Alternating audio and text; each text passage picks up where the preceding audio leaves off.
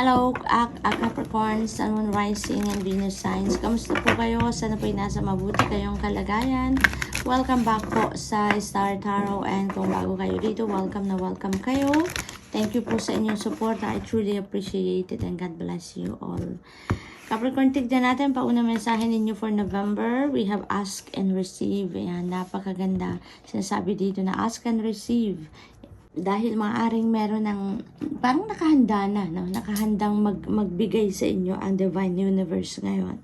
So parang kung ano man ang hihingiin ninyo sa Divine Universe ngayon, Capricorn, parang right away, He's going to work on it, no? Right away, ibibigay agad or gagawa agad ng paraan ng Panginoon dito para ibigay sa iyo ang kung ano ang hinihingi ninyo, no, Capricorn?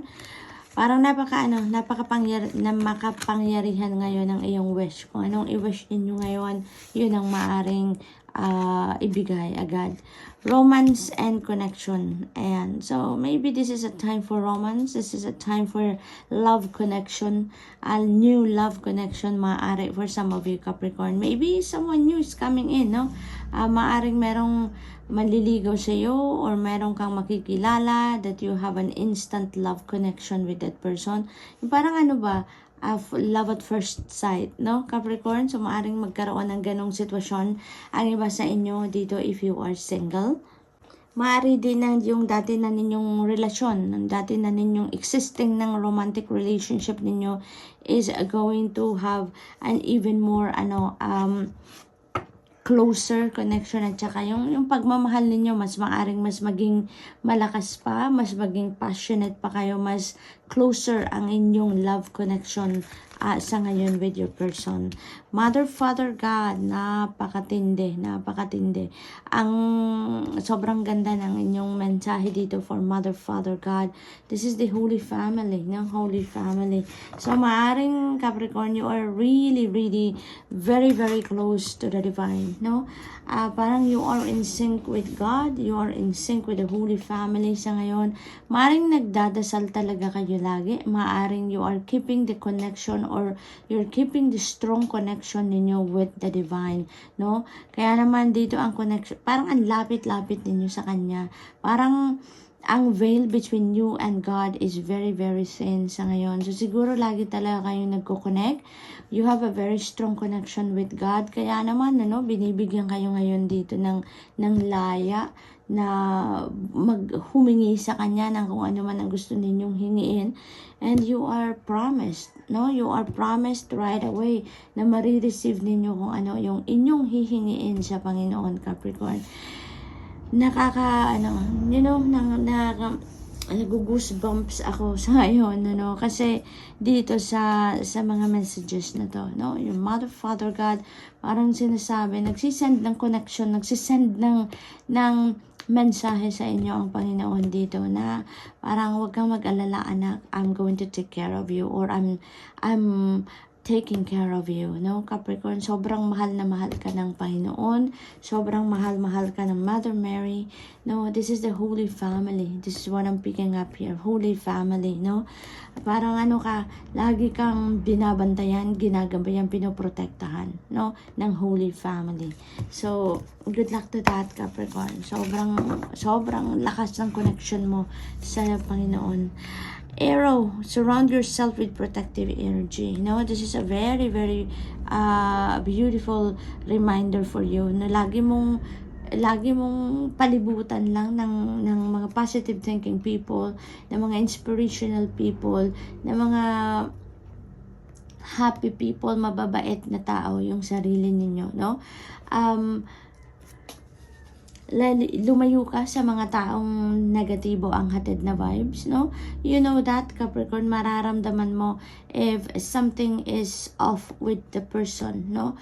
Mararamdaman mo yan. Kaya iwasan nyo na lang nang sa gayon hindi kayo madamay sa kung anumang kadramahan nila, hindi ka madamay sa mga low vibration nila, no? So, surround yourself with happy people and positive thinking people, okay?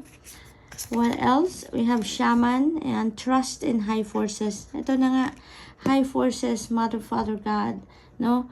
Mama Mary, Baby Jesus, Papa Jesus, no? If you are Catholic person, so alam niyo yan. And magtiwala lang kayo lagi, no? At it feels like to me na yun talaga, ganun kayo. Napakalakas siguro ng paniniwala talaga ninyo sa divine universe, no? Sa Panginoon.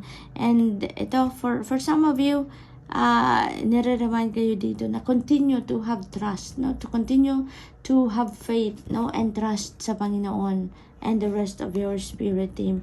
Yan ang sinasabi ni Shaman sa inyo. What else? We have Water Guardian. Yan. Connect with your emotions. No, connect with your emotions. Feel your feelings dito, Capricorn. No, do not suppress your feelings.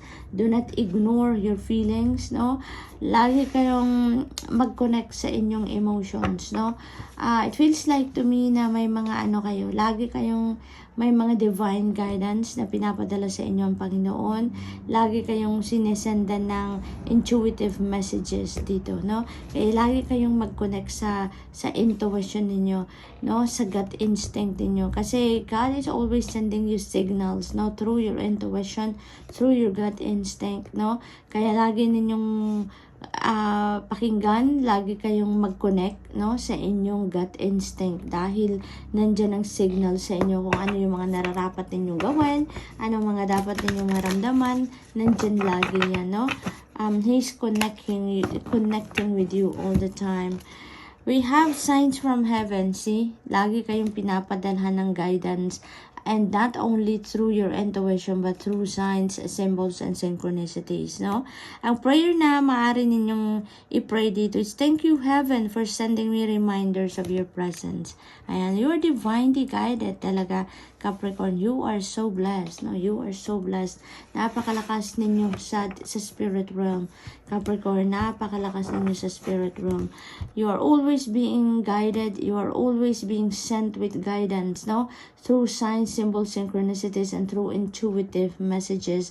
Kaya, Capricorn, you have nothing to fear about anything sa buhay ninyo. As long as you follow the guidance of the divine, as long as you listen, and you always make sure that you decode the meaning of the sign, symbol, and synchronicities na pinapadala sa inyo, you are always on the right track of life. You will always be in sync with God, no? Capricorn, shine your light, Archangel Uriel. Thank you, Uriel, for helping me to share my light with the world. Sorry, ang labo ng salamin ko. Ayan, to share my light with the world. Feels like to me, Capricorn, that you are being called here to shine your light, no? With other people. Para makatulong ka sa kanila in any way. Para makatulong ka na mabago ang buhay nila in a positive way, no? Capricorn. What else? You have the inner voice. And thank you, angels, for guiding me through my inner voice. See, Capricorn, you are really loved, no, by God. Mahal na mahal ka ng Panginoon. Mahal na mahal ka ng iyong spirit team. Hindi nagkukulang, no, sa pagpapadala sa iyo ng gabay. And even the inner voice, no, mayroon talagang laging pumapasok sa inyo na divine guidance. Inner voice, your intuition is always on point, is always full with divine guidance, Capricorn. Kaya napakahalaga na lagi kayong mag-tune in sa inyong intuition, your inner voice, your inner guidance, your gut instinct. Punong-puno ka ng gabay, punong-puno ka ng intuitive messages lagi, Capricorn. So make sure that you follow that so that you will get to where you need to be at a specific time according to the divine order and timing. No, Capricorn, you're so blessed. And that's all I have for you for today. I hope nakatulong ang mga mensaheng ito in some way. Thank you for watching. Love and light. Namaste.